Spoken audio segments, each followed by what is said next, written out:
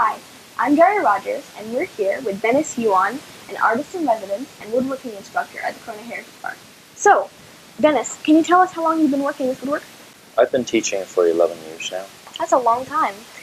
You teach at a college. Where at, and what do you teach? Well, I've held several jobs, but teaching in universities, I've taught over at Cal State Fullerton and San Bernardino. Where did you learn woodworking and all your other teaching skills? Well, I started when I was 4 years old over in Hong Kong, and it was at my grandfather's cabinet-making shop. And what he made was camphor antique wood furniture. So when I went there, it was starting off with learning how to sharpen the chisels that they use for carving, and also sharpening the saw tooth that they use for sawing the length of the boards. And by the time I was 6 years old, I came to the States, and that was back in 1979. Then I didn't do woodworking for the longest time, fell back into it during college, and I fell in love with it again. And after college, I said I was going to teach a wood shop, and I wanted to create a workshop, and I found Corona Heritage Park here. What are some of the basics that your students learn when they start out in your woodworking classes? Well, in the beginning class, I teach 5 basic projects.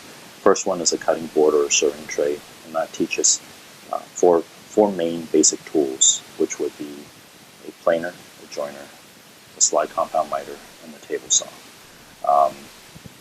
These skills, these basic building blocks per project, is to allow a understanding for each tool. So the second one would be something like a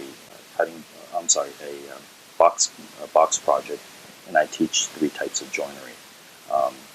It is a spline miter, finger joint, and a locking rabbet. The third project is a table building project, and I've always have students asking me, why do you cut down lumber, nice wide board of lumber, and then glue them back together?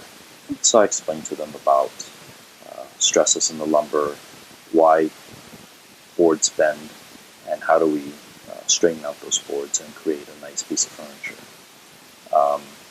Fourth and fifth project would be for turning, which is a spindle turning, which I usually have a student make a mallet, and then for the last one is a wooden bowl.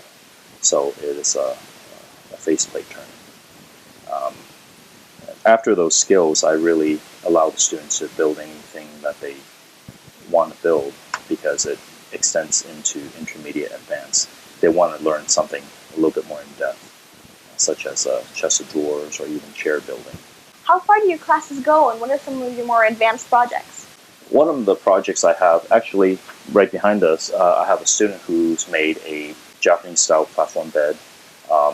His name is Lance, and he's from South Carolina. He really loves that clean-cut style of furniture. So far he's made 2 of them. I've also had students who build antique frames for their black and white pictures, and they distress them and actually have it look aged. For someone who would like to start woodworking, is there any advice that you'd like to give? Well, anybody who wants to do woodworking, they should at least not just go through a YouTube video. It really doesn't teach them some of the problem-solving skills, some of the physics that requires an understanding until you actually use the equipment. There's no other way of understanding unless someone explains it to them. Well, Dennis, thank you so much for spending this time to talk with us. Thank you for having me. I'm Jerry Rogers, and we'll see you again in I Love Corona. Thanks for watching. This programming is brought to you by the Corona Heritage Foundation for History, Art, and Culture of Corona, California. Please make sure to subscribe to I Love Corona on YouTube and watch out for our next segment. I'm Jerry Rogers, and I love Corona.